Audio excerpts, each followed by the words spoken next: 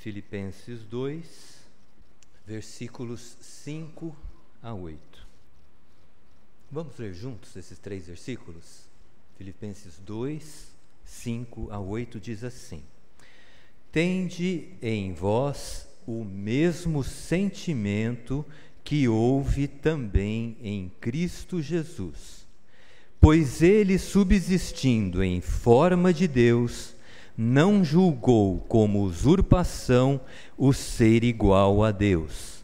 Antes, a si mesmo se esvaziou, assumindo a forma de servo, tornando-se em semelhança de homens, e reconhecido em figura humana, a si mesmo se humilhou, tornando-se obediente até a morte, e morte de cruz. Filipenses 2, 5 a 8. Senhor, aplica esta palavra na nossa mente, no nosso coração, e nos ajuda a viver conforme aquilo que lemos. Pedimos isso em nome de Jesus. Amém. A maioria dos comentaristas, eu me alinho a esse grupo de comentaristas que afirma que Paulo escreveu a carta aos Filipenses quando estava preso na cidade de Roma. Paulo ficou preso na cidade de Roma por 2 anos, anos 60, anos 62, e no ano 61 provavelmente escreveu as cartas que nós conhecemos hoje como as cartas da prisão. São 4 cartas que Paulo escreveu na prisão de Roma. Eu creio que você saiba, se não sabe é só contar ou acreditar em mim, Paulo escreveu 13 cartas no Novo Testamento. Destas 13 cartas, 4 foram escritas na prisão de Roma. A carta de Paulo aos Efésios, a carta de Paulo aos Colossenses, a carta de Paulo aos Filipenses, que nós acabamos de ler, e também a carta de Paulo a Filemon, intercedendo a Filemon, um líder da igreja de Colossos. Paulo intercedeu em favor de Onésimo, um escravo fugido de Filemon, que havia se convertido, e Paulo escreve a Filemon pedindo que agora Filemon o trate não mais como escravo, mas como um irmão em Cristo. Então essas 4 cartas Paulo escreveu quando estava preso em Roma, na prisão de Roma. É interessante, eu gostaria de observar isso, que Paulo, quando ele fala desta prisão, quando ele se identifica como prisioneiro, ele se identifica como prisioneiro de Cristo. Lá em Efésios, capítulo 4, verso 1, ele diz: Eu, Paulo, o prisioneiro do Senhor. É interessante como ele percebe a sua prisão. Ele se percebe não como um prisioneiro dos judeus que o acusavam, não um prisioneiro dos romanos que o prenderam, mas ele se percebe como um prisioneiro de Cristo, preso naquela cela, em condições bem degradantes, porque se hoje a prisão ela já é bastante degradante, naquela época era muito mais. Ele se percebe como um prisioneiro do Senhor. Aqui na carta aos Filipenses, ele, referindo-se à prisão, ele fala das suas cadeias em Cristo. Capítulo 1, verso 13, ele diz assim: de maneira que as minhas cadeias em Cristo se tornaram conhecidas. Que modo interessante de perceber esse momento extremamente angustiante, que restringia a sua liberdade. Ele não podia trabalhar, ele não podia dar sequência à sua obra missionária. Ele estava numa condição degradante de grande limitação.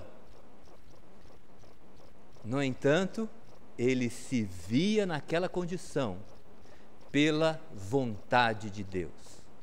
Ele considerava que estava assim, porque Deus tinha um plano para a vida dele. Ele não resmunga, ele não murmura, ele não se queixa. Ao contrário, aqui nessa carta aos Filipenses, Paulo cita 16 vezes a palavra alegria. Que coisa extraordinária. Irmãos e irmãs, mesmo quando a nossa vida está difícil, mesmo quando nós estamos enfrentando limitações, mesmo quando o momento é desfavorável, nós podemos ser úteis, nós podemos ser bênção na mão de Deus.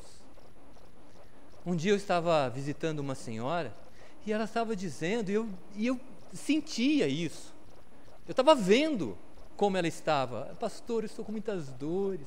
Pastor, eu fico um tempo em casa, um tempo no hospital.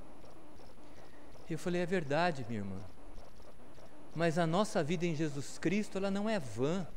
Tudo aquilo que nós fazemos na vida, se nós fazemos em Deus, não é vão. Paulo diz isso, escrevendo aos Coríntios, 1 Coríntios capítulo 15, verso 58. E ele fala isso fundamentado na morte e ressurreição de Cristo. Cristo morreu por nós e ressuscitou para nos dar vida. Então eu sei que a situação está difícil, mas eu sei que a irmã é uma serva fiel em Jesus Cristo.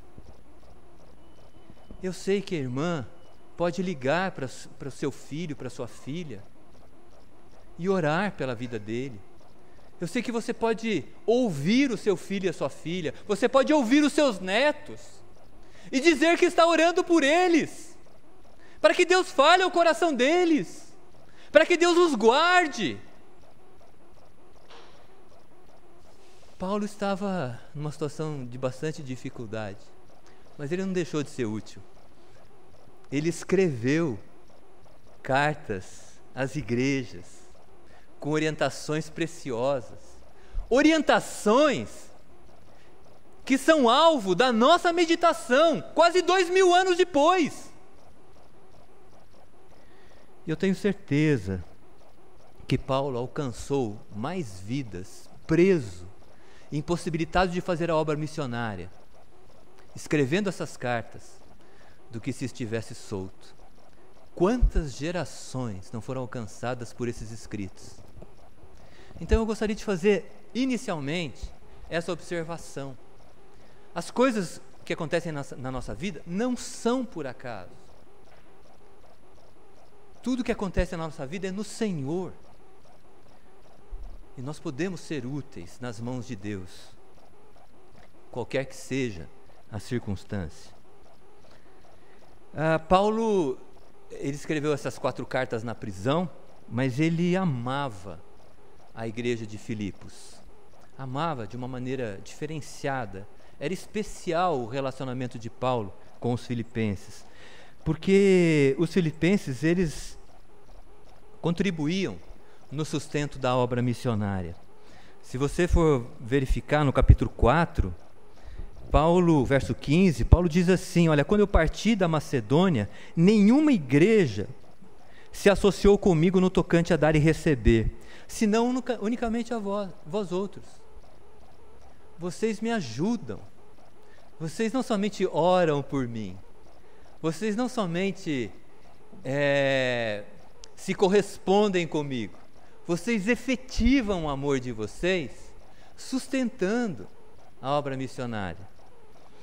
E ele diz aqui no verso 18, olha, recebi tudo e tenho abundância, estando suprido, desde que Epafrodito, lá da igreja de Filipos, me passou às mãos o que me veio da vossa parte, como aroma suave, como sacrifício aceitável e aprazível a Deus. Então, Paulo tinha um relacionamento mais estreito, mais profundo com a igreja de Filipenses.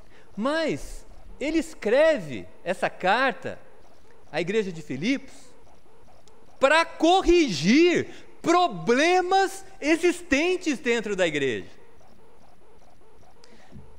Meus irmãos e minhas irmãs, por melhor que seja uma igreja, ela não é perfeita. Todas as igrejas têm problemas. Por que as igrejas têm problemas? Porque elas são compostas de pessoas como nós, pessoas imperfeitas. Então toda igreja tem problema. Nós temos problemas, outras igrejas têm problema.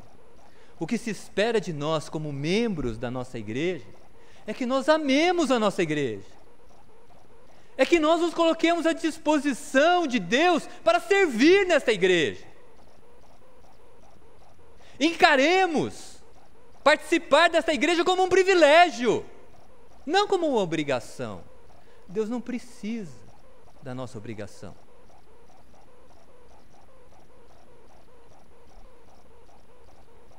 Aquela igreja tinha problemas. E Paulo escreveu aquela igreja para tratar dos problemas existentes nela. No contexto, a gente começa a perceber qual era o problema que aquela igreja, contexto da passagem que eu li, não é? A gente percebe qual era o problema daquela igreja. Lá no capítulo 1, verso 27, Paulo diz assim: vivei acima de tudo por modo digno do evangelho de Cristo. O que é interessante, porque essa palavra viver aqui é a tradução em português da palavra polis.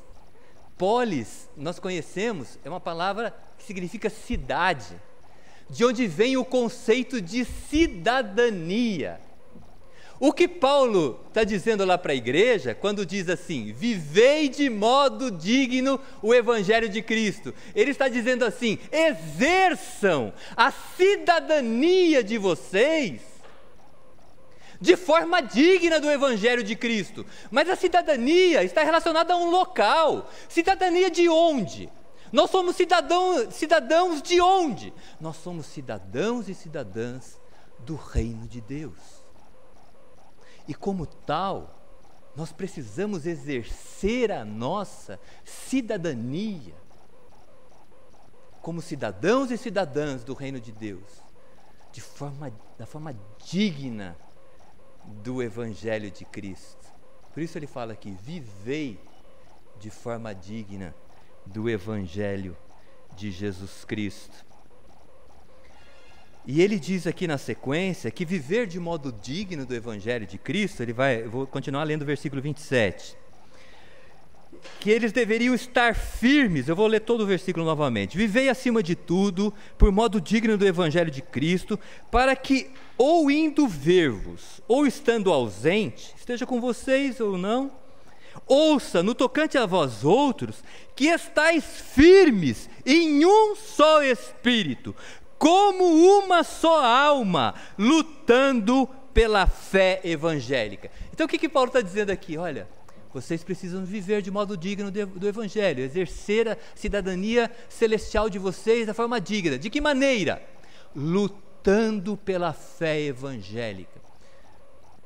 A tradução aqui do verbo indica também se esforçando para o crescimento desta fé evangélica. Porém, para que vocês realizem este mistério que tem a ver com a cidadania celestial, é necessário que vocês estejam firmes em um só espírito, uma só alma. Então a proposta de Paulo é nós lutarmos, nos esforçarmos pela fé evangélica, mas para que haja esse esforço, essa luta, para que ela seja, não precisa se preocupar, obrigado, não vou precisar, muito obrigado, Ana, agradeço muito, mas para que haja esse esforço seja eficaz, é necessário que estejamos unidos, lutando juntos pela fé evangélica. daqui nós já podemos perceber que o problema daquela igreja era a falta de unidade. E no capítulo 2, Paulo vai falar exatamente sobre isso. Falta unidade entre vocês. Olha o que ele diz no capítulo 2. Ele introduz, né? Veja que tudo isso é contexto da nossa passagem. Ele diz assim: já que existe, aqui está a palavra condicional ser, mas a melhor tradução é: já que existe exortações em Cristo entre nós, entre eu e vocês, já que existe consolações de amor entre nós, já que existe comunhão do Espírito Santo entre nós, já que existe entranhados afetos, profundos afetos e misericórdias entre nós, completem a minha alegria. De que maneira? Pensando de uma mesma forma, tendo o mesmo amor, sendo unidos de alma, tendo o mesmo sentimento. Por que Paulo exorta os filipenses nesse sentido, a terem a mesma forma de pensar, a terem o mesmo amor, a serem unidos de alma, a terem o mesmo sentimento? Por quê? Porque faltava unidade. E essa unidade prejudicava o esforço pela fé evangélica. Ele continua dizendo aqui: olha, nada façais por partidarismo. Existem partidos aí no meio de vocês. Nada façais por vanglória e vocês ficam, aquele partido é melhor, existem divisões aí no meio de vocês. Vocês não devem agir por partidarismo, por vanglória, mas por humildade, considerando cada um os outros superiores a si mesmo. Não tenha cada um em vista o que é propriamente seu, senão também cada qual o que é dos outros. Veja, ele está falando, ele está exortando a igreja, porque havia problemas no meio deles, eles não estavam trabalhando unidos.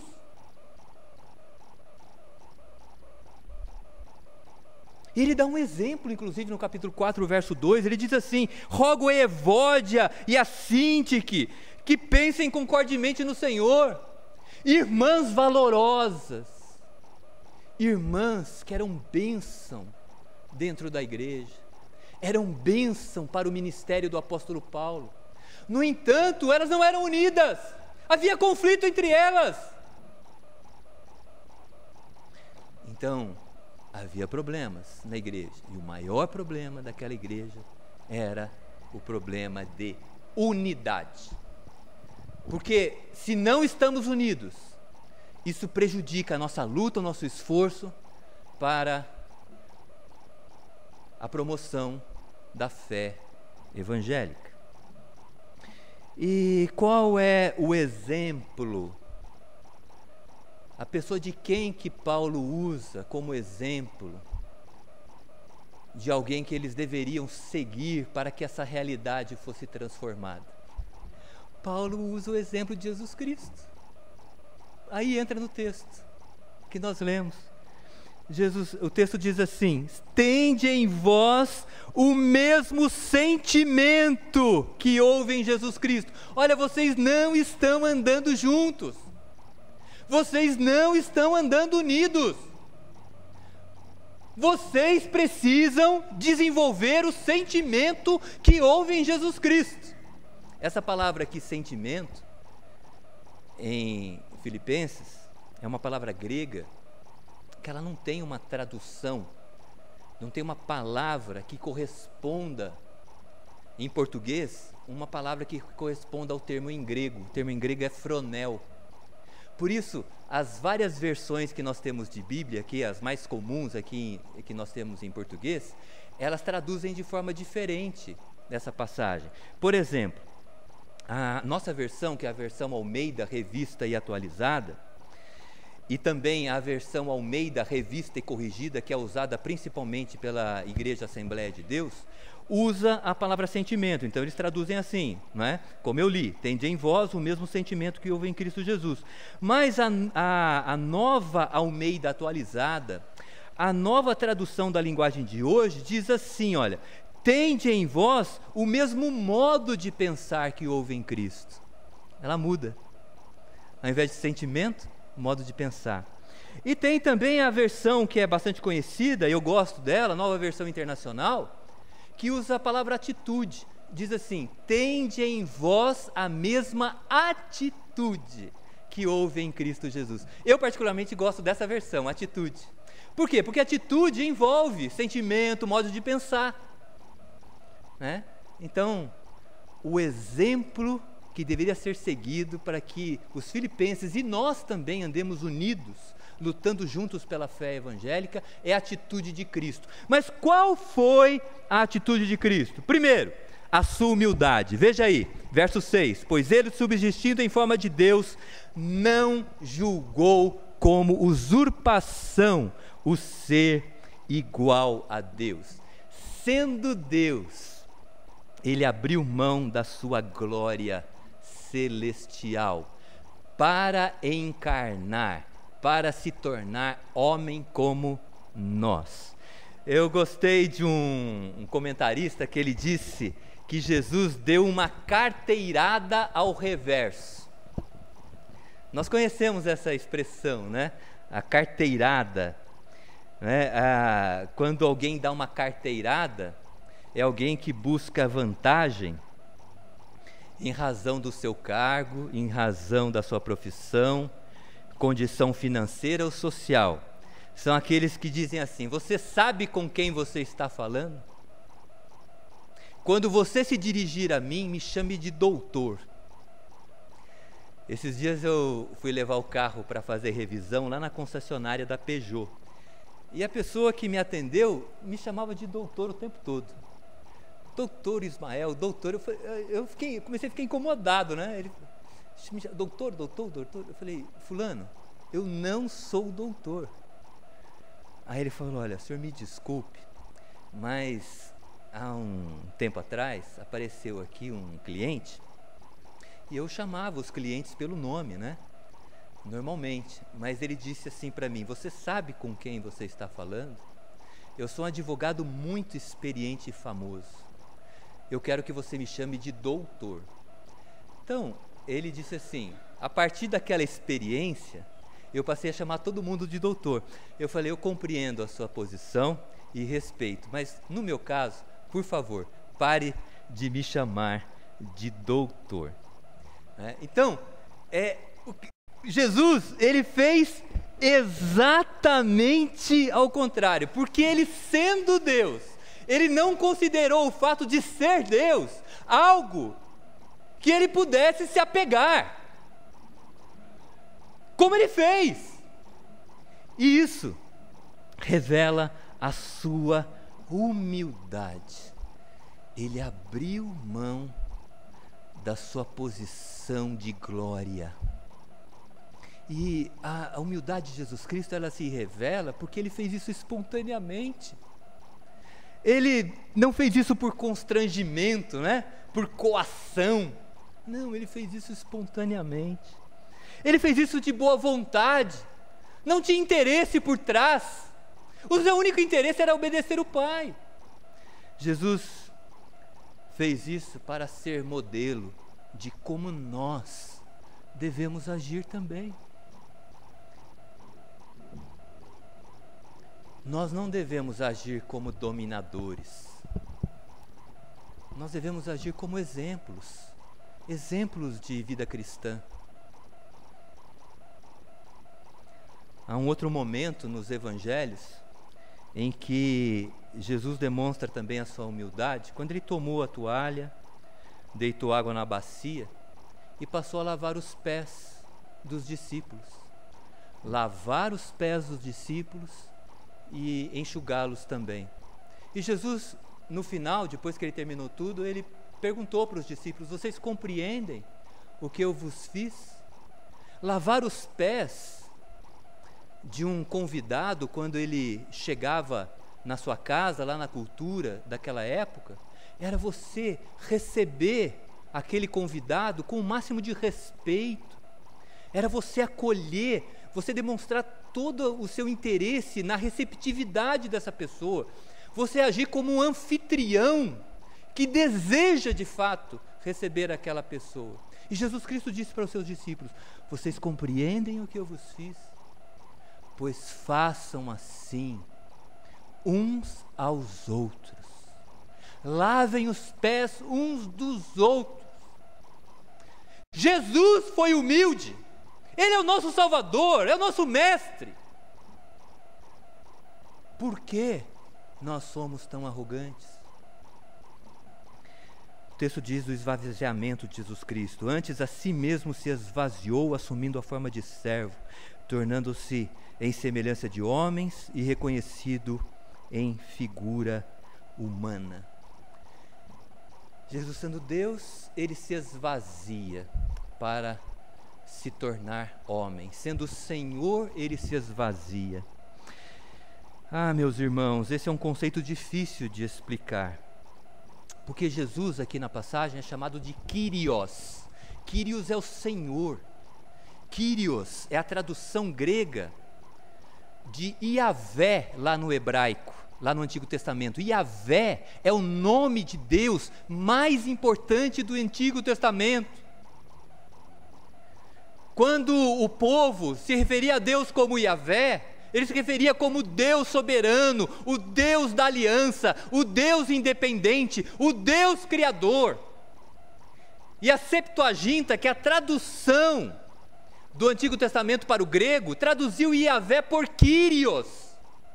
E Jesus é chamado aqui de Kyrios, o Senhor, mas o texto diz que ele se esvaziou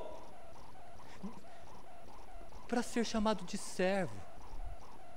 O Senhor se dispôs a ser servo, para ser como nós, como homem, ser reconhecido como homem. Isso se chama esvaziamento e é difícil de explicar. Sabe por quê? Porque nós somos já vazios, nós somos esvaziados. Nós não conseguimos entender o que Jesus Cristo fez, nós já somos esvaziados. Jesus assumiu a natureza humana, mas nós já a possuímos. Não é possível nos esvaziarmos para nos tornar, por exemplo, animais.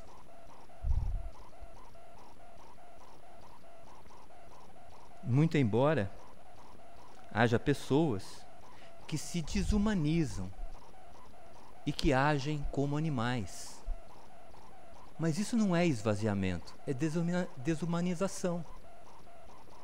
Há pessoas também que permitem que outras a desumanizem, que a tratem com indignidade. Mas novamente isso não é esvaziamento. É a pessoa que permite que outras a esvaziem, a tratem com indignidade, na verdade.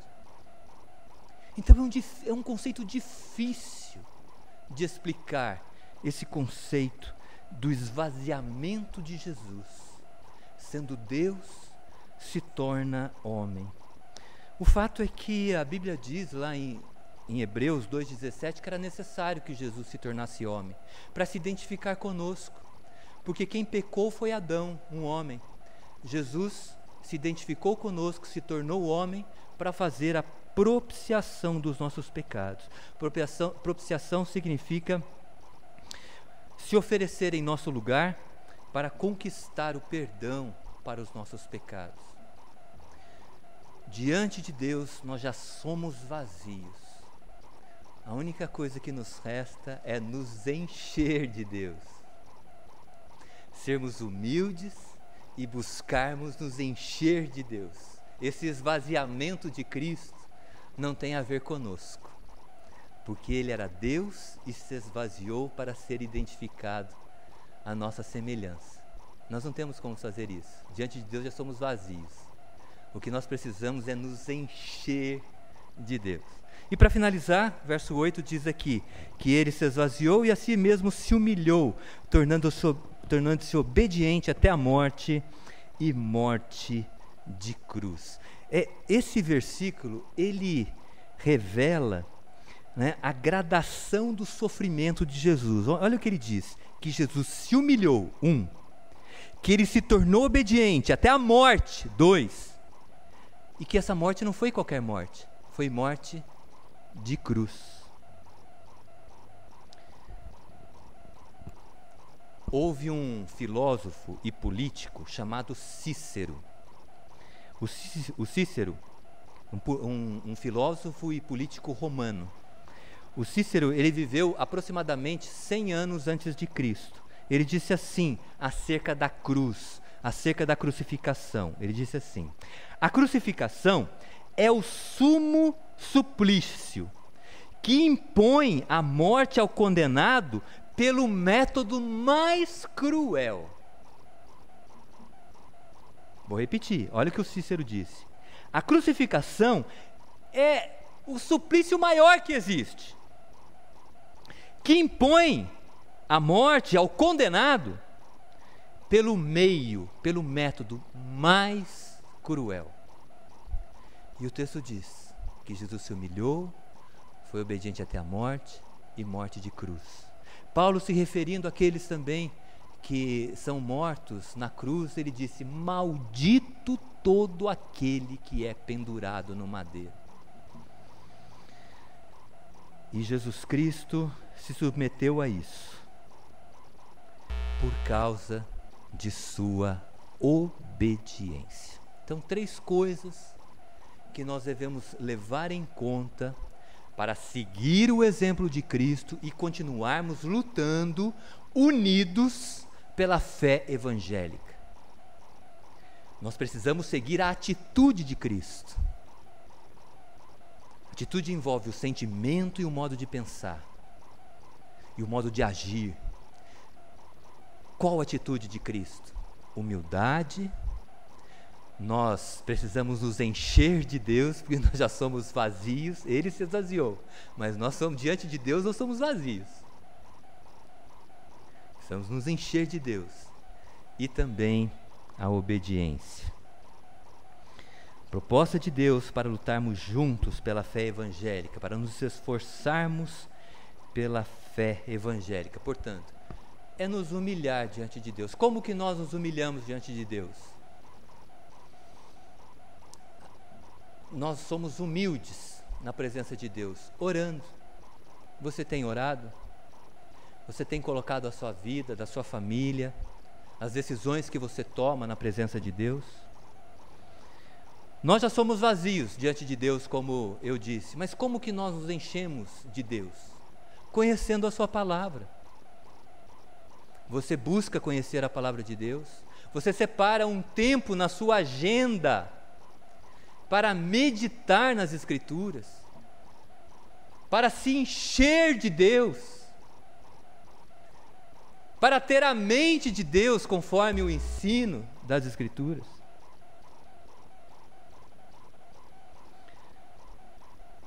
Nós precisamos ser também obedientes. E a obediência é aquilo que nós conhecemos da palavra de Deus, colocá-la em prática. Nós somos vazios, né? Diante de Deus. Por quê? Porque a nossa força, a nossa beleza, o nosso poder e o nosso dinheiro são temporários.